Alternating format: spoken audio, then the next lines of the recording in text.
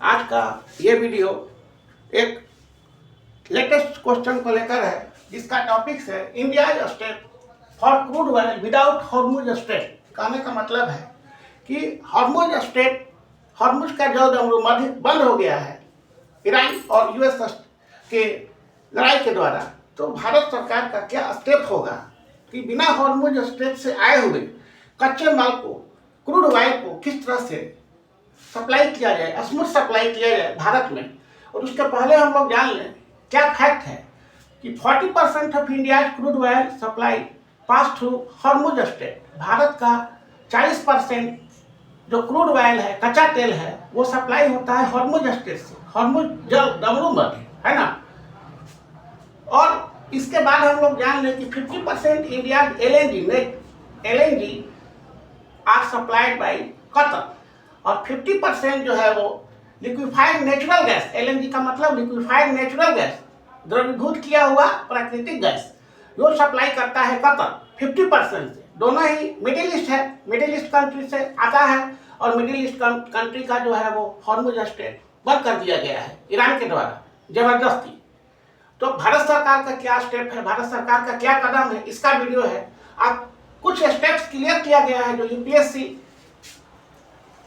SSC और BPSC, ये सब मेन एग्जाम के लिए काफी इंपॉर्टेंट टॉपिक्स है आज का कि हॉर्मुज स्ट्रेट बंद हो गया तो क्या स्टेप किया जाए, क्या स्मूथ सप्लाई इंडिया में हो, कैसे हो क्रूड ऑयल का।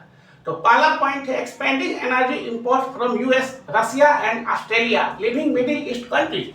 लिविंग मिडिल ईस्ट कंट्री को छोड़ते हुए भारत सरकार अपने इंपोर्ट को बढ़ावा दे रही है यूनाइटेड स्टेट्स से लेने के लिए, रशिया से लेने के लिए और ऑस्ट्रेलिया से। मतलब क्रूड ऑयल जो है वो यूनाइटेड स्टेट्स अमेरिका से लिया जाए, रशिया से लिया जाए और ऑस्ट्रेलिया से लेकर मिडिल ईस्ट को हटाते हुए तत्काल आप एक्सपेंडिंग एनर्जी इंपोर्ट को कर सकते हैं, एनर्जी इंपोर्ट आप ला सकते हैं, ठीक है।